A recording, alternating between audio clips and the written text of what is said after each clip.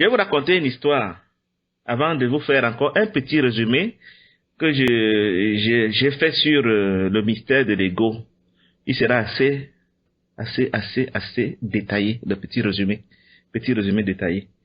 C'est l'histoire d'un ami ici à Montréal qui étudie, les sciences médicales. Et quand on va être infirmier, il peut arriver qu'on soit assistant dans une opération chirurgicale. Et pour que tu n'ailles pas avoir un choc pendant ta carrière, pendant des études, on les amène faire donc être des observateurs des opérations chirurgicales. Donc le premier jour qu'on les a amenés voir une opération chirurgicale, on a ouvert le ventre d'un homme qu'on était en train d'opérer. Ses camarades, certains se sont évanouis, d'autres ont vomi, d'autres ont fui la salle. Et lui, il était tranquille, il regardait. À la fin de l'opération, le médecin lui demande que, mais toi, ça t'a pas ému, ça t'a pas impressionné? Il dit non, c'est moi qui tué les chèvres de mon père. Ça, ce n'est pas différent d'une chèvre, ce que j'ai vu là. Je suis habitué à voir ça. Il était en train de dire l'homme, ce n'est qu'un animal. Même s'il est beau, même s'il est fort, même s'il est président, même s'il est quoi. Rendu à la dimension chair, ce n'est qu'un animal. Donc quand un animal se met à se vanter, vous imaginez un peu un chien qui se vante dans la rue ou bien un porc. Et c'est ce que nous sommes, des animaux qui se vantent, qui se prennent pour... C'est malheureux, ce que l'ennemi nous a fait. Ça fait une bonne introduction, une bonne transition pour que je vous fasse encore un petit résumé du concept de l'ego. Du concept de l'ego, je crois que on ne finira jamais de le découvrir et il vaut mieux le découvrir de plus en plus pour que nous puissions vraiment en être délivrés. Parce que tu ne peux pas te délivrer ce que tu ne connais pas. Si tu ne sais pas que tu es malade, tu ne peux pas chercher la guérison à cette maladie. Et la puissance de l'ego est surtout régnée sur nous par l'ignorance, parce que nous ne le connaissions pas. C'est ça que Yeshua dit, quand le souffle viendra, c'est lui qui va vous permettre de reconnaître l'ego, afin que vous en soyez guéris. Nous allons partir de l'être humain encore, mais dimension corps, le corps que nous voyons. Figure-toi ton corps que tu as là, et nous savons que nous avons une dimension invisible. Dans cette dimension invisible, selon notre image bleue que vous connaissez, je vais mettre comme d'habitude à gauche l'esprit et à droite l'âme. Ce n'est pas l'ego, c'est l'âme qui est à droite.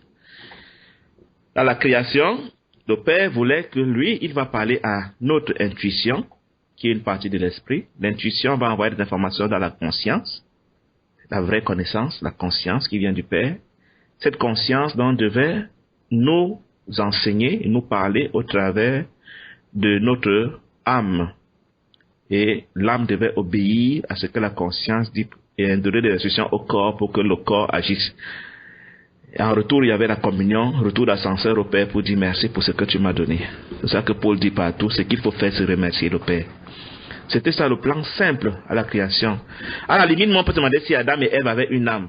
Parce que quand tu es tellement connecté au Père, c'est comme si ton âme n'a plus aucune valeur. J'ai eu une image cette semaine, nous l'avons déjà aussi écouté quelque part, c'est après que je m'en suis rendu compte, que quand Yeshua dit « Je suis la lumière », je suis venu vous éclairer dans votre intelligence, je suis venu vous donner l'intelligence. Tu ne peux pas connaître la lumière de Yeshua et l'opposer à ta lumière, à ton intellect à toi, qui ressemble pour moi à la lumière d'une bougie, par rapport à la lumière de Yeshua que je pourrais comparer au soleil. Donc, celui qui a découvert la lumière du soleil, vraiment, ne saurait réclamer d'avoir une bougie pour lire, pour comprendre et pour expliquer les choses. Celui qui a vraiment découvert la spiritualité, celui qui a vraiment découvert l'illumination céleste, ne peut avoir que mépris pour son intelligence, pour sa raison. Si vous voyez quelqu'un qui défend encore un tant soit peu notre intellect, notre raison, ah c'est Dieu qui nous a donné l'intelligence, ah c'est Dieu qui a voulu qu'on fasse, c'est lui qui nous donne de découvrir, vous pouvez comprendre que cette personne ne sait pas de quoi elle parle. Elle ne sait pas ce que c'est qu'avoir l'intelligence du Créateur, l'intelligence qui a créé le monde. Si les hommes savaient, c'est elle que nous convoiterions par-dessus tout. Et comme l'ennemi savait que si nous demeurons connectés à cette intelligence, nous aurons ascendance sur lui parce que le Père nous aimerait, comme lui s'est rebellé, il fallait absolument nous déconnecter de cette intelligence. pour nous proposer une autre intelligence que nous appelons aujourd'hui l'intellect, la raison. Et cette intelligence, que j'appelle l'intellect ou la raison humaine, est assise dans notre âme. C'est pour ça que Yeshua dit à Pierre, arrête de moi Satan, tes pensées ne sont que les pensées humaines. Tes pensées ne sont que des pensées qui viennent de ton âme. Le Père aurait bien voulu que tes pensées ne viennent que de ton esprit, connecté au souffle sacré. Vous voyez donc on a deux sources de révélation et de connaissance. Notre esprit et notre âme. L'esprit veut se connecter au Père, l'âme est connectée par défaut à Satan. C'est quand Adam et Ève vont pécher qu'ils vont se rendre compte qu'ils sont nus parce qu'ils commencent à réfléchir à partir de leur âme, à partir de leur intellect, et c'est là qu'ils vont se rendre compte que la forme existe. La forme a toujours été là, mais ils en étaient inconscients, tellement ils étaient remplis de la lumière céleste, qui fait que leur dimension esprit était plus consciente, plus réelle pour eux que la dimension physique. Les deux dimensions étaient là. Parce qu'à la création, le Père leur dit, allez transformer le jardin, entretenez le jardin avec votre corps. Mais ils étaient plus conscients de la dimension esprit. Quand ils se déconnectent donc de l'intelligence et de la lumière qui les rendait conscients de la dimension esprit, ils deviennent conscients de la dimension corps. Et ils commencent à fonctionner à partir de leur intellect. Et leur âme se développe pour commencer à leur donner des idées sur comment ne pas mourir. Parce que le fait d'être déconnecté au Père avait pour conséquence, tu vas mourir. Ils ont dit, waouh, maintenant que nous avons perdu la vie, la connexion à la vie, que faire pour ne pas mourir? Comment faire pour conserver au moins le privilège d'être éternel, alors qu'on a perdu la connexion avec l'éternité, avec la vie? Là est devenue la seule et unique préoccupation de l'homme. La peur de mourir, le désir d'être éternel, et de demeurer toujours un Dieu qu'il a toujours été quand il était connecté au Père, parce que le Fils d'un Dieu est un Dieu. J'avais dit, vous êtes des dieux, dit le Seigneur. Donc Adam et Ève étaient des dieux, ils étaient des Elohim en devenir, connectés au Père. Une fois déconnectés, ils ont voulu conserver cette illusion d'être un Elohim, d'être un Dieu. Donc ils avaient deux défis. Demeurer un Dieu tel que il avait été prévu que je le sois, et ne pas mourir parce qu'un Dieu ne meurt pas. Voilà les deux motivations que Satan devait entretenir en nous au travers de l'ego. L'ego, donc, c'est cette force qui m'obsède, qui m'amène à vouloir demeurer dans une position d'aspirant Elohim, donc d'immortel. Et je vais me battre toute mon existence pour atteindre ces deux objectifs. Comment j'essaie de les atteindre? Comment est-ce que l'ego fonctionne? C'est ça que si tu ne connais pas ça, tu ne pourras pas sortir de l'esclavage de l'ego. Je voudrais vous décrire encore, comme je disais tantôt, un peu le fonctionnement de l'ego. Donc j'ai discerné, j'ai identifié, je peux dire 9 grands, disons 8 grands conjoints à l'ego. 8 grands conjoints à l'ego, si tu veux, tu peux noter. C'est-à-dire, l'ego veut me marier à quoi? La chose la plus violente que l'ego veut marier à ma pensée. Aux pensées qui trottent dans ma tête. Je m'identifie à ces pensées. Je m'identifie aux concepts que je crois connaître, aux étiquettes que je me fais, aux images que je me fabrique, aux mots que j'utilise, aux définitions, aux jugements, aux spéculations. En permanence dans ma pensée, si je suis en train de fonctionner, vous voyez souvent dans les universités, les écoles, il y a souvent ce qu'on appelle blackboard, c'est-à-dire un tableau où on vient coder des affiches de je cherche une chambre, je veux un livre, je veux machin. Imaginez donc un tableau rempli de ce papier tel qu'on ne sait même plus qui est qui. C'est un peu ça notre pensée. Tout est étiquette. Quand tu dis, voici une voiture, c'est une étiquette. Tu n'as pas dit que la voiture a un moteur, elle a une électronique, elle a un radiateur. Quand tu dis à ton enfant de 5 ans, voici une voiture, est-ce que l'enfant sait ce qu'il y a dans la voiture? Tu n'as donné qu'une étiquette à la chose. Tu ne peux rien connaître en profondeur par son nom et par son étiquetage. Or, l'ego nous a amenés à connaître le monde sous la forme des étiquettes. Et ce n'est que cette étiquette qui trône dans notre tête. Voici Eric. Ça, c'est une étiquette. Qu'est-ce qui se cache derrière ce mot Eric? Je ne sais pas.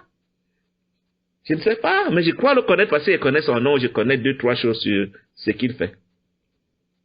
Donc, je m'identifie à ma pensée pour dire je connais. Mais je connais quoi en vérité? Je connais des étiquettes.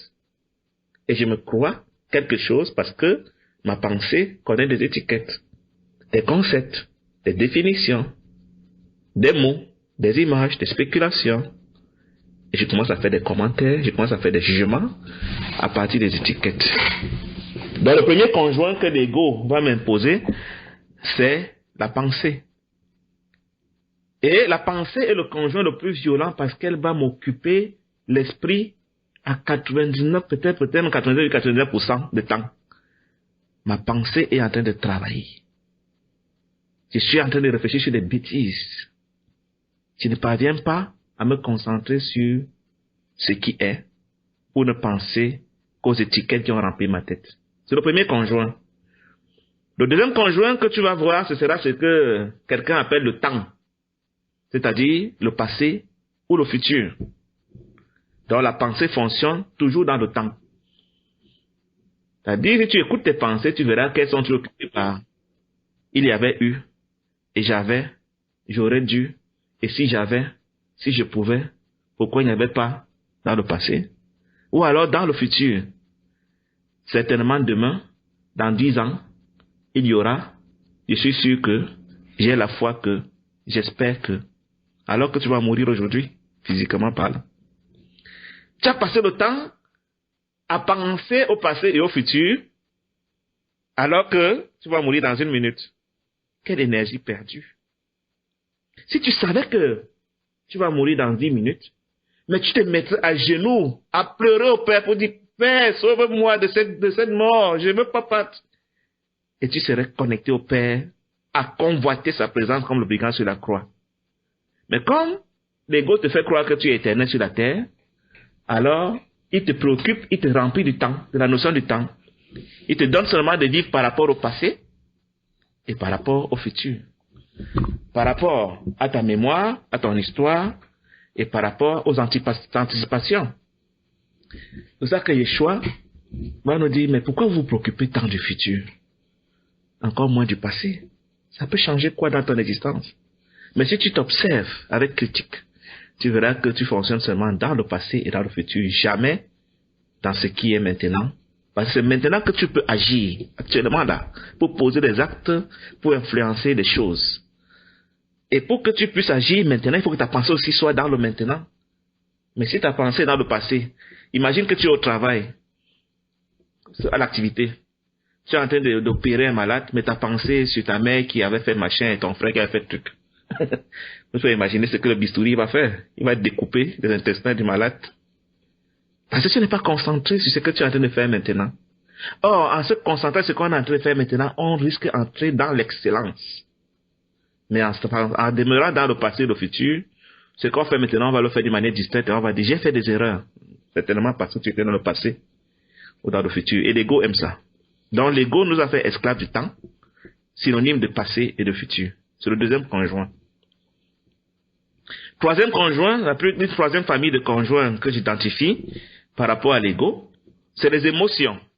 Les émotions, c'est en fait la réaction du corps à un événement, à une situation. Les émotions qui vont avoir pour conséquence la souffrance.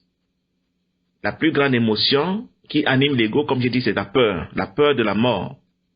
L'ego voit en toute chose une menace. Tout est une menace pour lui.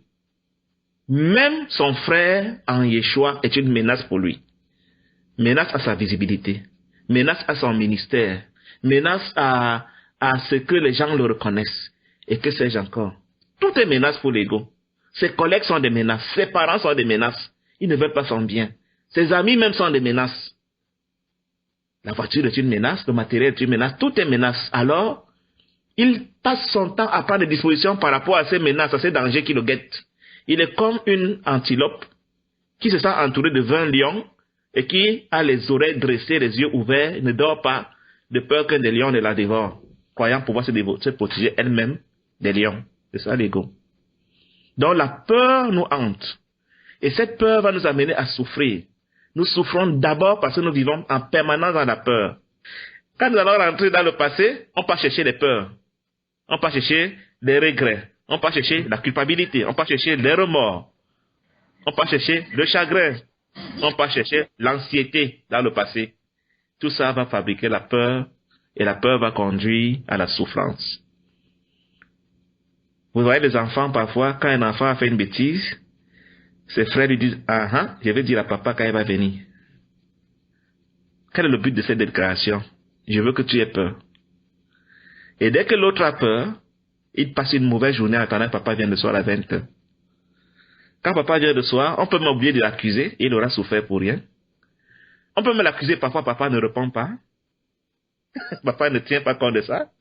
On peut me l'accuser, papa dit, mais c'est pas grave. Vous voyez, et il aura souffert pour rien à avoir peur. Avoir peur de ce qui ne va même jamais se réaliser. Parce qu'il a vécu au futur. Il a vécu à s'inquiéter et ça lui a fait des souffrances pour rien. N'empêche que l'ego aime qu'on soit dans les émotions. Et surtout que l'ego ne discerne pas la réalité des pensées. Quand on te dit, il y a le junju dans ta chambre, et quand tu étais encore enfant, on te l'a dit, hein, tu ne l'as pas vérifié. Mais tu commences à avoir peur. L'ego aime ça, que tu aies peur. Tu as peur de mourir. Alors tu as peur du junju. Tu as peur de l'obscurité. Tu as peur de perdre ton emploi. Tu as peur de perdre ta santé. Tu as peur de perdre ton enfant. Tu as peur de perdre ton conjoint. Tu as peur de perdre ton matériel. Tu as peur de perdre ton... que sais-je? Parce que l'ego est au contrôle et c'est Satan. Il veut nous mettre dans une peur permanente. C'est pour ça que la Bible dit que par peur de la mort, nous étions soumis à Satan. Donc par peur de la mort, l'ego nous tient captifs. Et cette peur de la mort nous conduit à la souffrance et nous donne des douleurs émotionnelles.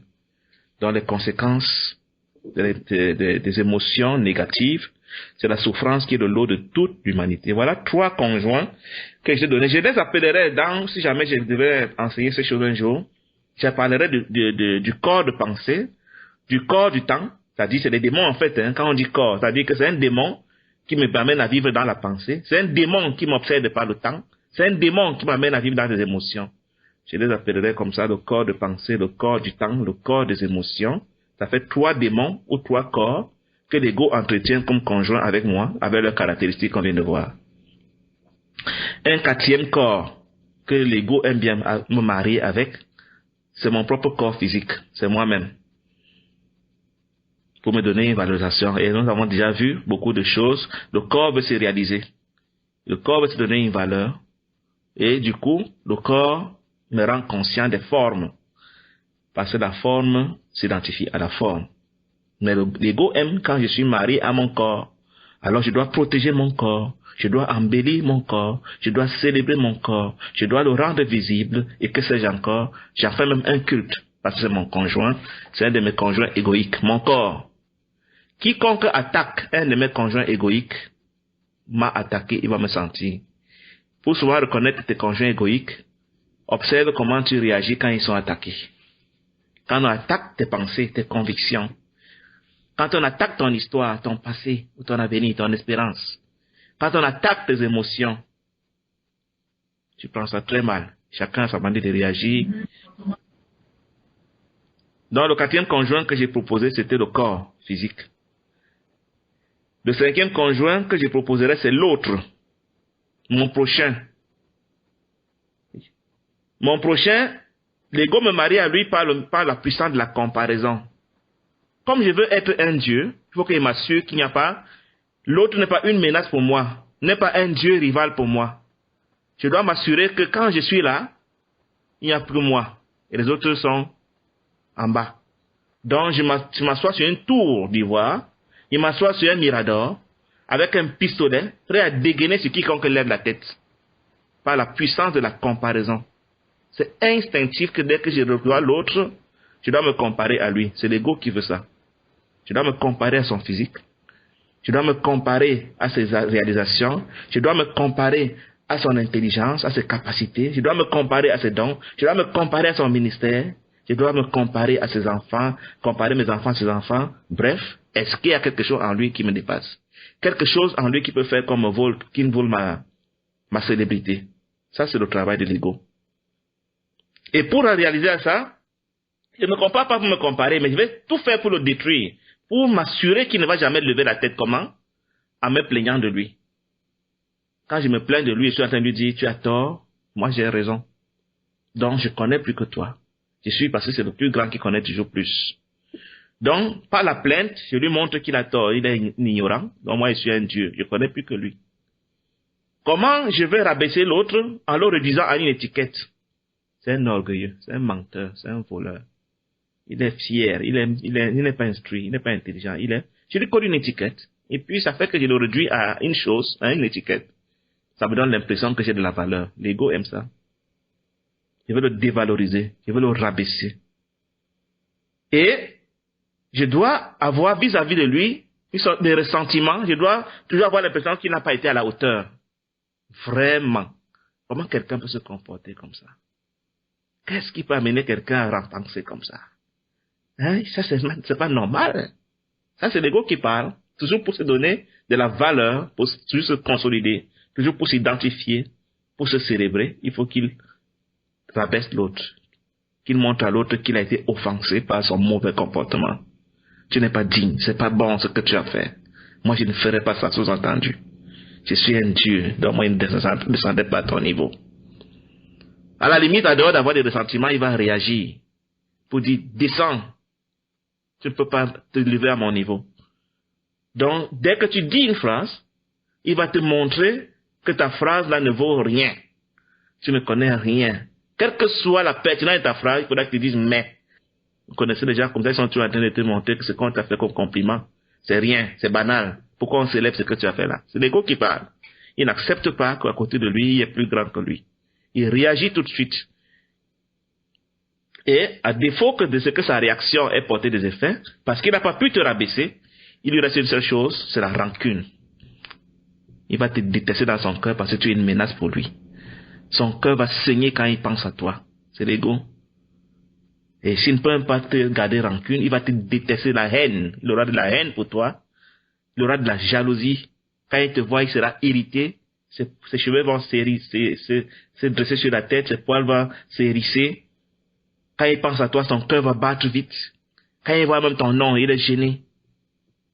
Parce que dans son complexe vis-à-vis de toi, il n'a pas pu avoir l'ascendance.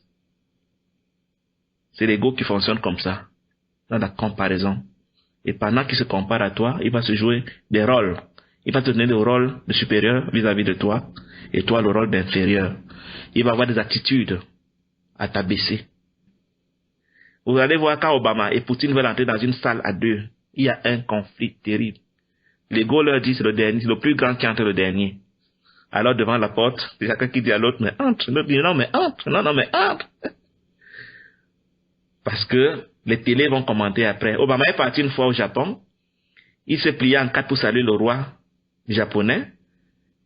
Les télés et les radios américaines du monde entier l'ont bien insulté. Que les États-Unis sont allés se prosterner devant le roi du Japon.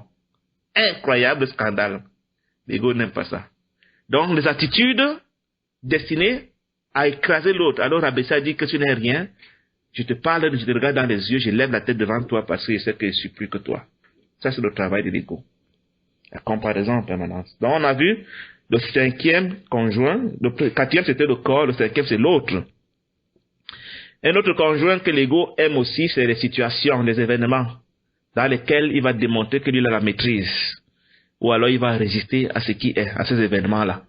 Le sixième conjoint-là. Non, c'est le sixième? Oui, je crois, oui, c'est le sixième. Donc, l'ego va intervenir dans les événements, soit pour être la star là-bas, pour être le Rambo, ou alors pour aller démontrer ses compétences là-bas, ou alors pour aller résister à ces événements, pour les critiquer, pour les rejeter, ainsi de suite. Donc, souvent, quand il y a une action publique quelque part, les égos courent. Chacun va trouver en cette situation un podium pour aller démontrer qui il est. Par ailleurs, comme je disais, il n'aime pas les événements malheureux dans sa vie. Quand ça vient, l'ego dit, je suis un Dieu. Événement malheureux, je ne t'accepte pas. Et il résiste donc à l'événement malheureux. Il joue les attristés, il joue les apitoyés. Et puis il entre dans la souffrance. On va dire, oh, il a tellement aimé sa mère qu'il a pleuré sa mère pendant 10 ans. Et puis quoi? Non, l'ego est content de ça parce que ça montre qu'il a résisté à la mort de sa mère. Donc, il ne peut pas accepter que lui, un Dieu, soit passé par l'épreuve de perdre un être cher. Pourquoi il n'a pas pu sauver sa mère? Donc ça, c'est l'ego.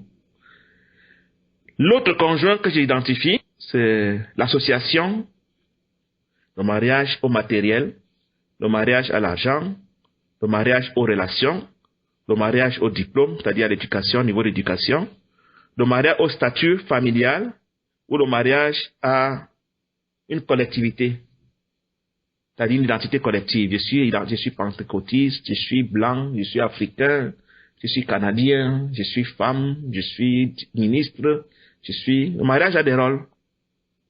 C'est aussi l'ego. Il aime bien s'identifier à toutes ces choses-là pour se donner une valeur. L'association a.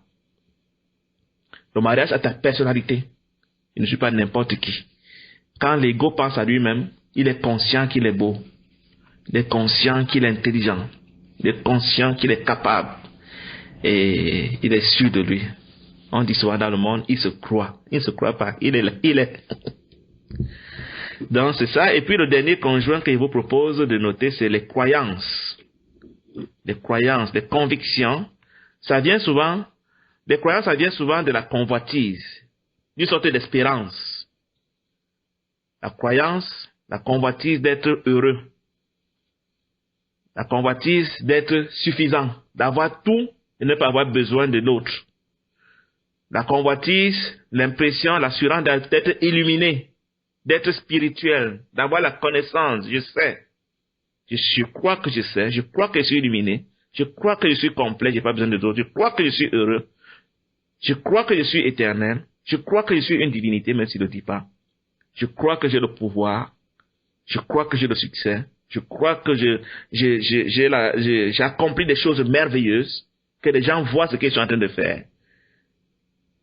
Je crois que j'aurai un bon statut social si je me marie, si j'ai un emploi, j'espère, j'ai la convoitise.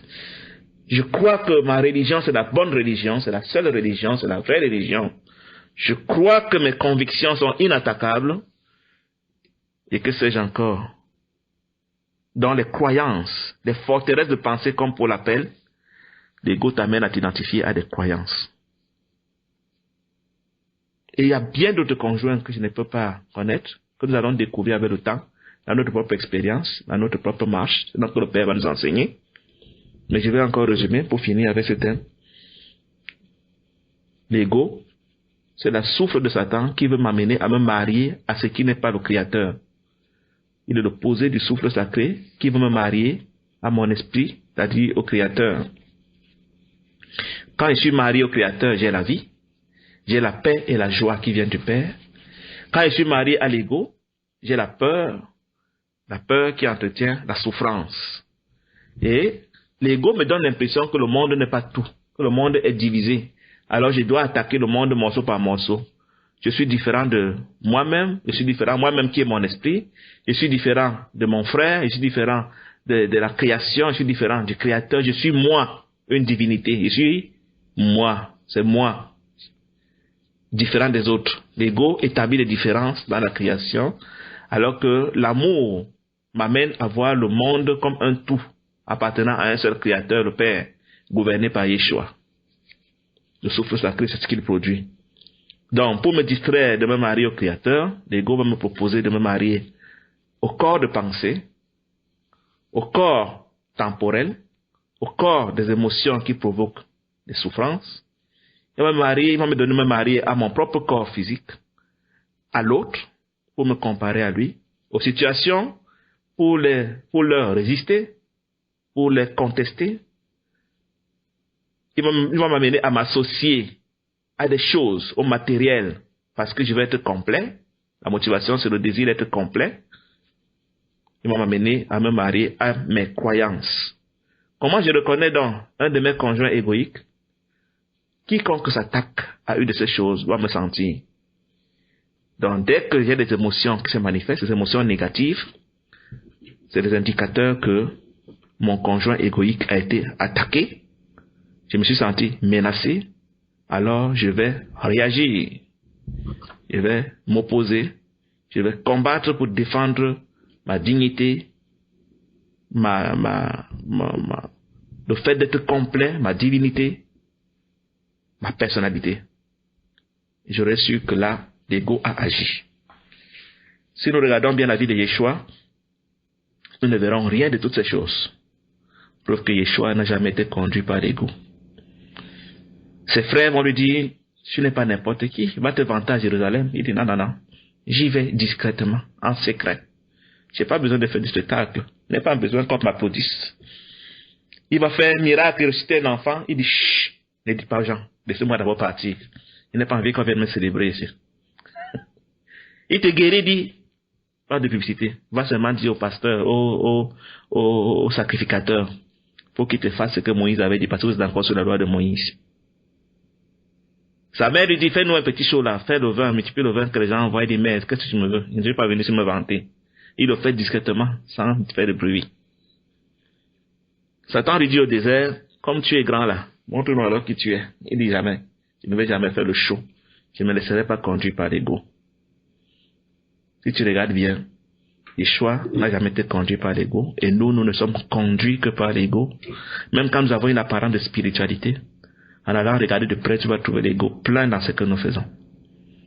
Nous aujourd'hui, ayant entendu ces choses, nous sommes dans l'espérance de connaître ce mal pour en être délivrés, afin que nous puissions nous marier au Père. Là où il y a l'ego, il n'y a pas le Père. Si dans notre génération aujourd'hui, personne n'a manifesté ce que la Bible dit, c'est parce que tous, nous sommes encore sous l'emprise de l'ego. Si tu divises, si tu juges, si tu critiques, si tu condamnes, si tu te plains, si tu te lamentes, et qu'est-ce que nous avons vu là par rapport à l'autre, tu es en train de dire l'autre, ce n'est pas moi. Et comme l'autre, ce n'est pas moi, ton ego est en action. Parce que là où il y a l'amour, l'autre c'est moi. Et là où il y a l'ego, l'autre ce n'est pas moi. Et à l'autre, je ferai ce que je ne me ferai jamais. Alors que quand il y a l'amour, il n'y a pas moyen de dissocier l'autre avec moi. Parce que l'autre étant moi, il n'est pas question que je me fasse ce qui va me faire mal à moi-même. Et si tu regardes toute l'humanité, elle n'est faite que de l'ego. De la compétition, jugement, condamnation, critique, sur des apparences de spiritualité. Le secret de la vie, c'est de mourir à l'ego, avant de mourir à notre corps, et on se rendra compte que finalement l'esprit, c'est ce qu'il fallait célébrer. Et à la veille de notre mort, nous allons nous rendre compte que tout ce à quoi on s'identifiait, et l'argent, et les diplômes, et les parents, et les enfants, et les conjoints, le lendemain de notre départ, ils vont dilapider tout ça. Et ils vont se remarier, ils vont avoir de nouveaux parents. Alors que toi, tu croyais que sans toi, ils ne sont rien. Non, ils s'en foutent de toi, ils utilisaient ton ego. Et toi, tu croyais que tu étais trop utile. L'appel dans notre génération, c'est à divorcer des mariages égoïques, afin que le Père soit visible dans nos vies. C'est ça mon espérance pour moi et pour toi.